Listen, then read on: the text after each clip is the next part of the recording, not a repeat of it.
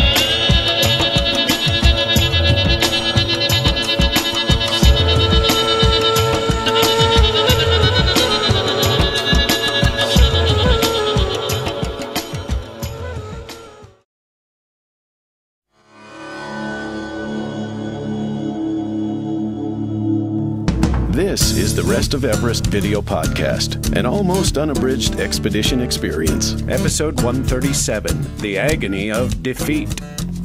Hello again, everyone. Welcome back to The Rest of Everest. I'm Jon Miller.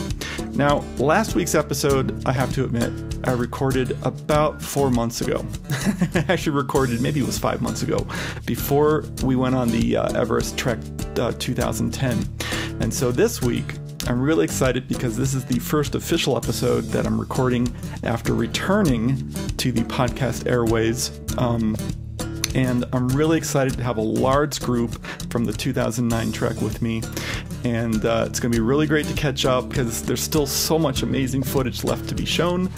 But this week, I'm very pleased to bring back into the fold John Farah and John Coleman, Chris Marquardt, Tilo, Steve Wolf, and Jeff Coe. How are all of you guys doing today? You forgot me. Oh, Andy's there. Well, Andy, you make a big appearance later in the podcast episode, so you will not be ignored. But it actually only shows Steve on my Skype here, so I do apologize. That's because we're sharing pink earbuds. Which you can probably hear the difference in tonal quality of their audio because of it. It's going to be very bright and a lot of presence. But yes, Andy, thanks for joining me, and thanks all of you guys for joining me. This week's episode will be a good reminder of why the Rest of Everest is really showing the rest of the experience, because we go into a subject which is extremely important, and I think it's overlooked a lot of times. But how to take care of your feet. And that is why the episode is so cleverly named The Agony of DeFeet. But in any case, Andy is extremely experienced at how to manipulate her feet to keep herself going, and she has a lot of field experience from all over the world hiking, and she shares all of her trade secrets. So I hope that's enough of a teaser for you guys. But I would say let's go ahead, and we have to get all the way back up to Gorak Shep. So we better go ahead and do that. And we're going to start off with Chris Marquardt in his tent first thing in the morning. So here we go. Good morning. It's... what time is it? Early. 5 minutes past 6. And this is what it looks like inside an expedition tent. I was up for like a minute. What do we have here? We have all or maybe 2 sorts of water bottles. We have very important accessory for the night, a headlamp. Well, let me get that off. An LED headlamp. We have a fog lens on this camera. Oh yes. Very important gear that you might need overnight is tissue paper and baby wipes. Baby wipes are really important because up here you won't find regular toilets. You find well, let's say holes in the ground. Yes, I'm serious. So you will find more about that over at therestofeverest.com. John Miller has made a nice piece about that. So what episode was that? Obviously the Every episode. good old trusty camera. Let me just take a shot of you guys here. I think you meant the nice piece you have on your own website right now. Markrotsgirl.com. Here's the yeah, that's the bag with my toothbrush in and everything else. Then other things that we tend to hang up on the ceiling is my sunglasses. These are essential up here.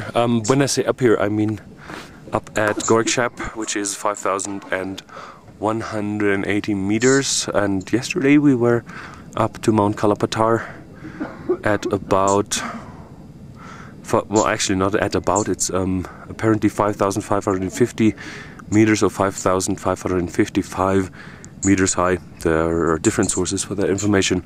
Then behind me you see my good old trusty duffel bag that has all my other stuff in it, and well, you see, I've got a real still asleep. expedition style beard.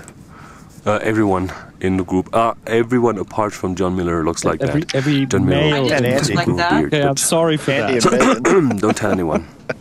So this is a fairly normal day on this trek. We get up at 6 o'clock. We have breakfast at 7. So between 6 and 7, it's actually we're nicely woken up with a cup of tea. I've already had that and put it back out of the tent. We're nicely woken up with a cup of tea at 6 o'clock. It's 7 o'clock. This breakfast, official breakfast. Usually something strong up here at these altitudes. You are very likely to not have a lot of appetite. So what they do is they give you things that you like with lots of sugar in it, and just sitting here like this in the tent eats up so many calories because your body is in survival mode. So basically I have slight hope that I lose some weight on this trip, and we'll see for that. I gain it back. The beard is going itchy. The cap I have on. Oh, wait, before I continue, let me clean the lenses. But that is directly related. That's better. The cap I have on, you've got to have something on your head overnight because it's really cold out here. I think we're talking about minus 10 degrees Celsius overnight, and up at base camp it's even colder. So you end up losing a lot of heat over your head. The sleeping bag I have, this is mine. Excuse me. The sleeping bag I have goes down to has a comfort temperature of minus 20 degrees Celsius and an extreme temperature of something like minus 40 or even more degrees Celsius.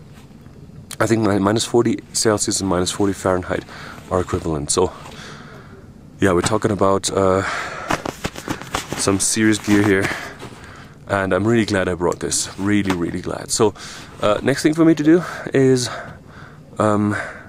start pack up, and our Sherpas will arrive with the washing dishes, the bowls of filled with washing water, warm washing water, so I can get at least my teeth brushed and yeah, just a dab of water in my face, and then after that we go for breakfast.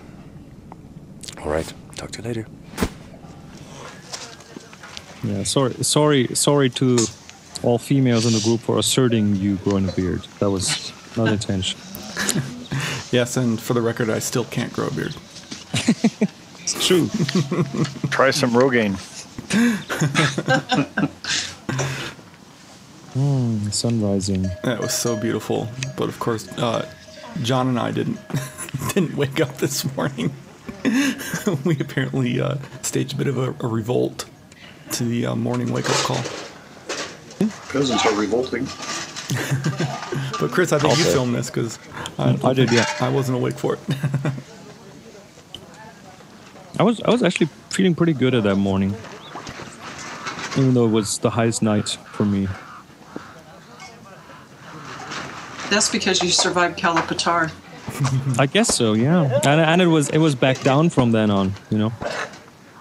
But it was also your second night at Gorak Shep, was it not? Probably. Yeah, I think so. Okay, so it is It's much warmer that morning night, too. of the 16th now. John and I spent the last night with the whole group all together we're down here in Gorak Shep. And again, the night before we were up at Everest Base Camp. And I think we were both happy not to have spent last night up at Everest Base Camp. Definitely. How were you feeling yesterday? Pretty good until like late morning. I don't know if it was the altitude or whatever, but started getting to me. Started to generally feel like crap. So, but getting down here helped a lot. Getting some rest, yesterday afternoon. Feeling a lot better today. So. The weather pattern that we've been experiencing is that it gets really kind of cold, cloudy, and starts snowing in the evening and afternoon. And the mornings are glorious. We can see a little bit at the tent and see it's really clear. There are some clouds in the sky, but that actually might make it more beautiful.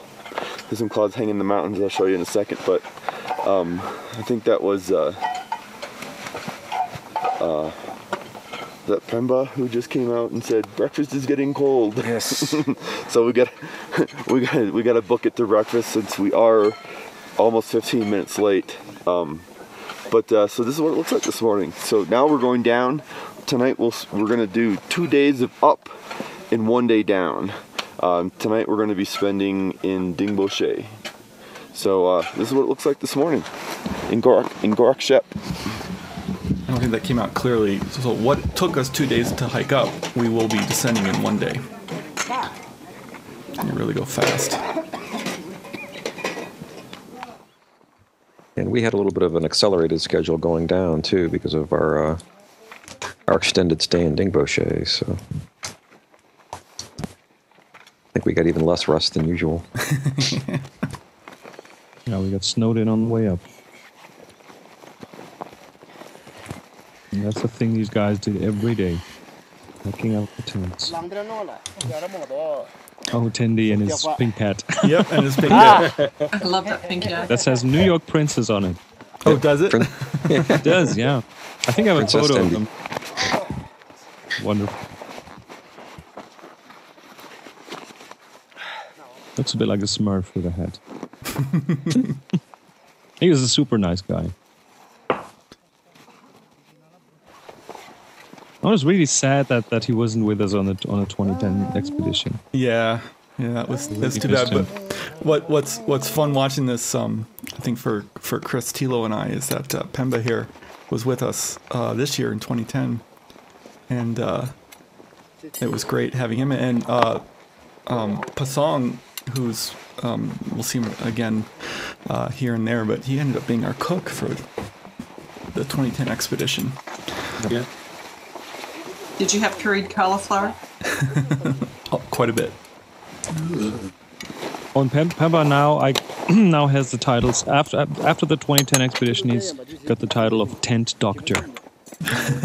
He's awesome fixing tents in really bad conditions. So he's really good at that. Jim has been contacting me on Skype, so we've been having conversations there every once in a while. Or on Facebook, sorry, not Skype. So that's been pretty cool.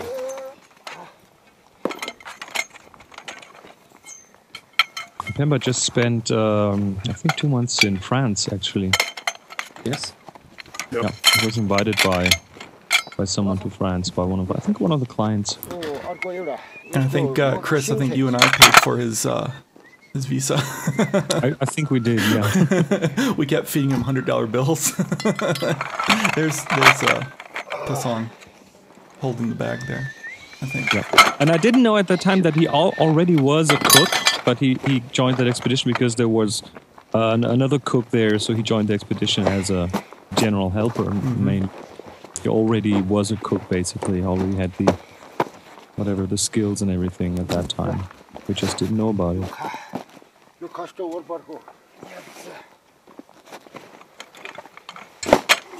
It's amazing. Watch these guys work. It's quite an office, though, isn't it? Quite an office they work in. It's just beautiful. But man, these guys work hard, and that's why I'm filming all this, because this is done day in, day out, silently in the background. We're typically all in eating and everything while this is being done, and they just silently do it, and it just always gets handled. And do you guys remember how easily you get out of breath just walking from the tent to the breakfast? Especially at this place. Yeah. Especially at Agony Shep, and these guys working like crazy there, and doesn't seem to affect them. Well, if you recall, there's a cricket pitch there at Agony Shep, so they're obviously used to playing aerobic sports. I didn't know that. That's awesome. It was in the dry lake bed. The really flat lake bed, yeah. Wasn't there a cricket match up there we saw shortly it after when we were finished? going up to Kalapatar. Fantastic. Was it Pemba that went up to Kalapatar early that morning and back down? Somebody really went up. Sunam. Sunam, yeah. Yeah, Pemba was with us on the base camp. Doing good. Doing upbeat today. It's...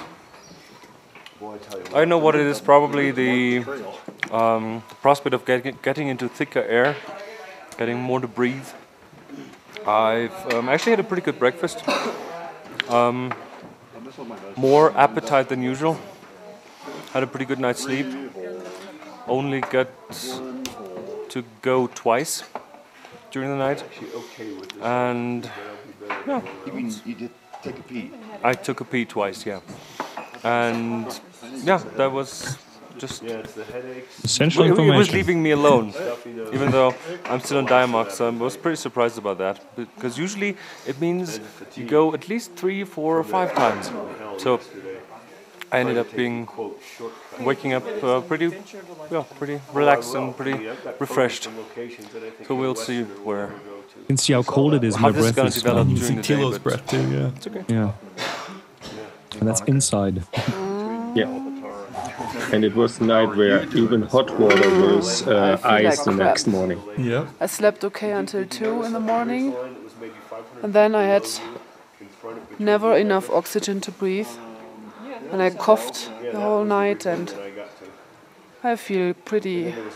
Yeah, I don't feel good. It's not my day today, I think. She probably had low-grade pulmonary edema. Yes, I think so. I hope I get some more sleep the next night, and I need it. I do need it. When Yes. we were in She was feeling better later on that day. I think everyone was. before, did you sleep well in Dingboche? Yeah, I slept well in Dingboche, so I hope this will come back to me. The sleep. You feel like nice, thick, rich air. At 4,400 meters, I think, Dingboche. Well, that's nearly as the altitude as I have at home. She lives on an altitude of 50 meters. 50. So 4,400 is not quite there, but feels much closer. I'm pretty sure. A non-traditional route. That's the first time that I don't have appetite at breakfast. Yeah. That's right, Yeah. Monica's the best eater here. Has been the best eater till this morning. And that really has helped. Yeah, I'm sure. yeah. I think so. Great. Well, I hope you feel better in a few hours. Thank you. So, anyone who wants to say anything, where are we right now? We're at 16,995 feet and none of us can breathe. We're 17.1. Well, we are at 17.1. If I take the official altitude from the sign out there and convert it to feet, then it comes out 16,995. Yeah, officially at 5,000. Actually, we're in the most beautiful spot on Hey, we're right here. This is where we are. We are here. Are here. We are Turn here. on the GPS. I need more oxygen. We have an incredible view of outside. mountains, that's for sure. Since I'm not outside, it's not going to pick up real well yet. Now I'm going to take my... It's only picking up one, so I don't think this is going to work. I don't think I was working that We'll have day. to go outside. We just believe the signs. Yeah. Just believe the signs outside. Yeah. They should know what That's they're close about. enough. Yeah. Well, what do you, I mean, like, what are you guys doing right now? What have we just finished doing? We have finished 2 days at workshop. We climbed Kalapatar yesterday. Some of you guys went up to Everest Base Camp, and 2 nights at 17,000 feet, and we're going down to Fatter Air today. It's going to be the long walk down to, where are we going? Dingboche? Dingboche? Yep. Steve, how are you feeling about the downhill today? Walking. I'm feeling pretty good about it. I feel good now. Because you've been having rough afternoons and evenings. Not since the M&M treatment. What was the M&M treatment? That's where my cousin, John Miller, force-fed me M&Ms all day when I didn't want to eat a thing and hadn't eaten much for 2 days. And then he made me eat those stupid things every 10 minutes all day, and it worked. By the next day, I was eating again. So I'm pretty happy he made me do that. So what was that treatment called again? The M&M treatment. Should I trademark it? Well, it worked for me. I don't think that whoever makes M&Ms would let you trademark that name. Well, I'm doing it unofficially on camera here. I'm trademarking the M&M treatment, so it's going to be registered, trademark. I'm recommending it for Jeff today. You could just call it the John Miller TLC treatment. John took care of me. The Sherpas took care of me, and yesterday I was very strong. How are your appetites this morning? Pretty good. Forcing myself to eat. Look what I'm eating. And what do you have there? Simvastatin. Yeah. Cholesterol medicine. I have no idea. Diamox, Motrin, aspirin, Tylenol, and Mycardis. So it's not crystal meth, crack cocaine. Ton of drugs. No, if I wanted that, I could go down to Kathmandu and no problem. Oh, here we should pull out Bragg's stash. This is the magic elixir here. The magic stash. Yeah, this the is other thing, the John Miller stash. Bring antacid pills. That was something that wasn't on the list. This is the magic potion right here. Oh, the Russian tea. The Russian tea. This is what John Miller pushes on everybody that gets the Kumbu crud. Hold on a second. The Kumbu crud, is that what you call it? Yeah, the Kumbu crud, which I've had for days and days, and this stuff is magic.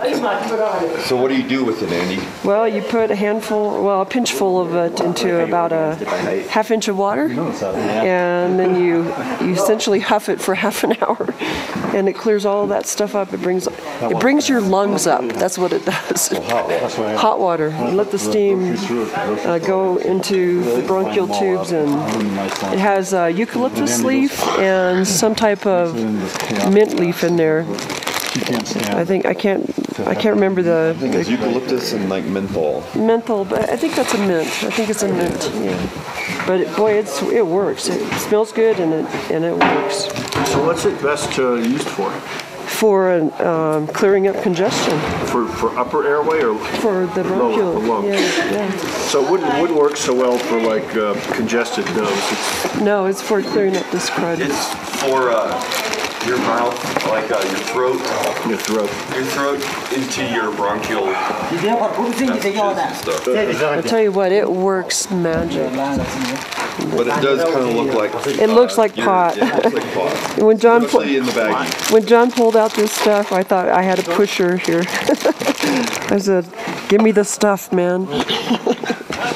Which is funny considering I've only smoked pot once in my entire life, and that was probably in 1993, and I didn't enjoy it at all, so I never done it again. I thought this was something you might have gotten from somebody in Tamil. What, hashish? Hashish? Good smoke. Good smoke. Good smoke? Don't do drugs. Everyone. Especially at altitude. I hate it. What's going on, Andy? Yeah, and if John gives you something, don't smoke it. We're going downhill, and I have to attend to my feet.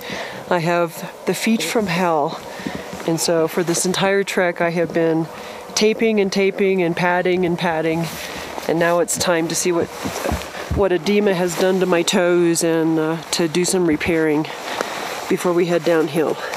So my feet are swollen, my boots are really tight right now, and I've been afraid to pull open my sock to look because I know my feet are swollen and it's going to be painful. And downhill is worse than going uphill for sure. On the feet, but not on the lungs. Not on the lungs. Okay, so here we go. Yeah, I'm really glad Andy did this because it really is crucial to make sure your feet are in good shape on these treks because of the edema. She was talking about edema. Your feet swell at altitude, and that causes all kinds of problems you wouldn't have back home. In the field, doing field biology and climbing in lower elevations for sure. But I know what my feet do. So let me walk you through the anatomy of bad feet. I have very narrow bad heels, feet. So I get really hot spots. Good on thing the smell heels. isn't transmitted with this So what I have on here video. is some magic tape called zinc oxide plaster. I actually remember it being non-toxic. Which comes from South Africa. And until this year, I could never get it in the States, but now there's a sports medicine store, I think it's a franchise that you can get this. It's made in South Africa, but they do export to the United States now. It's called zinc oxide tape, and it's magic. The zinc oxide is good for the skin. The adhesive is very strong. Once it's on there, it's going to be on there for weeks, and you can't peel it off, because if you peel it off, you're taking your skin off. So you just put it on until it starts to fray, and then you just cut away the edges as it starts to come off. You don't mess with it. It's on for good. Is the zinc oxide on the underside? It's impregnated in the adhesive, and so actually, it's like they do that for burn treatments and for an antibiotic for bad stuff. It's the same thing for blisters. It will take care of blisters big time. Okay, so we walk up the foot. I have bunions, really bad bunions, and this little deal here is a bunion pad. So what it does, it takes all the pressure off of the toe joint. So all the pressure goes on behind the toe joint. I have no pressure on the toe, so I don't have excruciating pain while I'm walking in my boots. But I do get blisters underneath the toe pad because this is shaped wrong, and there's no boot in the world that could fit my toes. And so I've got a zinc oxide layer, some lamb's wool, and then some athletic tape to pad that because I had a huge blister the first day. And I just put that zinc oxide tape on. The blister continued to grow, so I padded it with lamb's wool, and then off we went. Go ahead and point to the different layers and everything. Okay. Okay. I've got the zinc oxide tape here. And you see it's kind of padded here. I've put a little bit of this stuff. This is lamb's wool, which is better than cotton. It's just it's what ballet dancers use in their dance shoes, and it absorbs moisture and it doesn't rub. It doesn't have friction. So that's actually underneath it. I have it in between your toes. The zinc oxide tape and the athletic tape. So I have a pad of lamb's wool right here, just to give a little bit extra padding. That blister is actually healed now, or at least it's not inflamed. But again, the zinc oxide tape is on for good, period. And then I had another blister on this toe, which I just put some athletic tape on because it wasn't bad enough to put the zinc oxide tape on. But because of the edema, I had to split it because my toe was swelling, and I was actually cutting off circulation, so I just took a pair of scissors and split that down the middle so that I wouldn't actually cause a major problem with my toenail. And then in between the toes, I have the lamb's wool, because if you tape one toe, you have to tape the next one. But then the adhesive sticks to each other and it doesn't move. So then if you put a little bit of lamb's wool in there, then you end up solving that problem. Yesterday we went up Kalapatar, and it's pretty steep going downhill, and I had some issues on the end of my toe, just hitting the end of my boot. So I ended up with a little bit of a blister right underneath the toenail. So I just wrapped a piece of tape around there to give it some protection. Under the toenail? Yeah, under the toenail. You can get blisters under your toenails. That's a drag. It's a drag, so you have to give it some protection. So I just basically put a piece of tape from the top around the bottom, and then I have this other piece of tape, which I did not seal completely around because of the edema. That was just to protect this side. Okay, so show me how you Show me what you point to what you were just saying. Okay, I had a blister under the toenail right here. So I just put a piece of it. I didn't want to do the zinc oxide tape because I knew that this blister was not going to last very long and would not be excessively painful.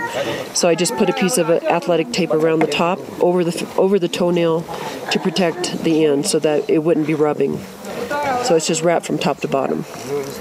And then this piece of tape here is just to protect the friction against this piece of tape here. And then this one was a nasty blister, really nasty. And I used your blister treatment, which was from Band-Aid, is that right? Yeah. I had one humongous blister right there.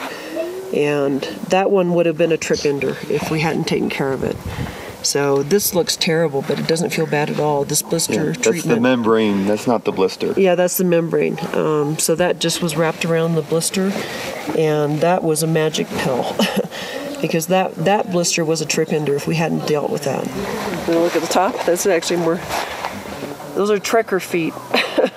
So that's it. That's it. The other foot is pretty much a mirror image of that. And actually, I'm glad I got into it because I realized that I hadn't sealed that toe up, so I don't have to do anything to my feet at all. I don't have to replace any tape. I don't have to pull anything off. I just have to make sure that my socks are on correctly in my boot. So instead of this being a trip ender, you've had a good time. I've had a fantastic time. It's been hard, but you've had a good time. That your foot has been your main concern. No, not this trip. In past years, I've had to deal with bloody feet. And you know, when you're out in the bush or out in the remote areas, you just deal with it. What are you going to do? You know, you either grit your teeth and go on, or you go home. I'm not going home, that's for sure. Not for another week. Yeah, we get a few more days here in the high altitude and a couple days to rest before getting on the plane to go home. And I'll tell you what, this works. You know, works really well. So do you write up a recipe and everything on a blog or anything that people can? Well, you know, actually, I should photograph my foot before I take all this stuff off and talk about it on my blog, because I think a lot of people don't know how to deal with their feet. I started learning how to deal with the feet from my mountaineering friends in South Africa. You know, that's where that zinc oxide plaster comes from, and ever since then, it's been magic. I have really crappy feet. And even despite my flawed feet with the bunions and bad toes, I can do this. I can trek from Lukla to Everest Base Camp, although I didn't make it that far. I went up to Kalapatar instead. But this old lady can do it, and if I can do it, anybody can. So feet don't have to be the trip ender. You can deal with it. Just have to take care of it. The first sign. I love that kind of exposition there, because you can look at feet like that and you're like, oh my goodness. You know, why would you ever want to do that to yourself? Because it feels so good when you stop hitting your head against the wall. but it's just one of those things where it's like, you know, these experiences are so incredible that you know, it's totally worth it. It's worth all of that rigmarole to make sure your feet are in good shape and everything, because the experience of the trek is so worth it. And well, you had a blister coming down, or was it going up, John? I don't remember. You know, I don't remember either. I remember digging out the zinc oxide tape for you, and I think that solved it. That was many miles ago now.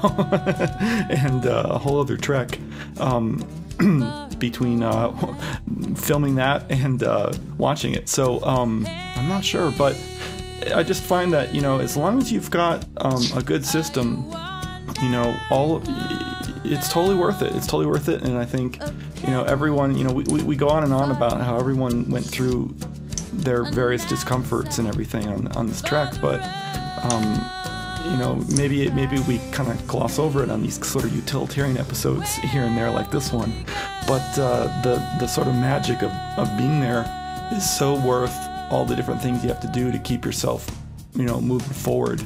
And but that's really good information. I think everyone should really take a note of this episode. And hey, hopefully John? You don't need everything, but hopefully you can take bits and pieces and adapt it for your own personal feet and everything. What's up, Jeff? Yeah, I want to re-emphasize one point that Andy made that's very, very important from a orthopedic surgeon's perspective, that if you ever do wrap tape all the way around the toe and it starts to swell distal to that or beyond that, you must, as Andy did, split the tape. Otherwise, you risk losing the toe or that part of your body, whatever it is that you're taping up, your fingers or whatever. You must do that because you'll cut off circulation. Venous outflow first, then ultimately arterial inflow later if it gets bad enough. And that is what I said when we began that is that when you're at altitude you do get swelling in your hands and feet, and that does cause all kinds of problems that you don't have back home when you're at lower altitudes. So exactly, yeah, you have to be mindful of that kind of thing, and I'm really glad that Andy showed that, and Jeff, that you re-emphasized that, because can I make one more crucial. point, John? Mm-hmm. The other thing is that at the first sign of a hot spot, you have to take care of it. I mean, it doesn't matter if you have to stop and take care of it. Just take care of it. You will save yourself a lot of grief. Well, like I said, this week's episode was sort of utilitarian, a lot of information, very practical stuff. Next week's episode is all about the beautiful views. So look forward to that one. It's all just incredible views. Of course, some of the best views were as we were leaving the high area there, because we were leaving in the morning and not arriving in the late afternoon. So just incredible views, incredible vistas. I look forward to showing that to everyone, and just thanks everyone for coming back into the fold here. Really appreciate it. Feels great to be doing episodes again, and hope you guys are going to be enjoying this as much as me. It's great to have you back. You bet. Yeah. It's great to be back, John. All right, guys. Well, we'll see you next week. See ya. See you. See you then. Bye. Bye. The Rest of Everest is downloaded all over the world every day, and watching the show has become a part of many people's weekly routine. The show will always be free to download, but it's by no means free to produce. Please help me cover my costs by making a small monthly or one-time donation from the right sidebar on my website, and in return I'll give you some cool bonus materials. A donation of any amount will grant you access to some interesting video content, including high-definition versions of several podcast episodes, a one-time donation of $25 or more, or any of the monthly donation options will additionally grant you access to a downloadable version of the film Everest: The Other Side, which episodes 1 to 61 are based on. I really cannot express how vital these donations are, and if you've made a donation, thank you so much. As always, our announcer is Marlon May, and our music is provided by Wendy Wu. Check her out at wendywu.com. Thanks so much, everyone, and we'll see you next week. Thank you for watching The Rest of Everest. For more information on the expedition, please visit therestofeverest.com.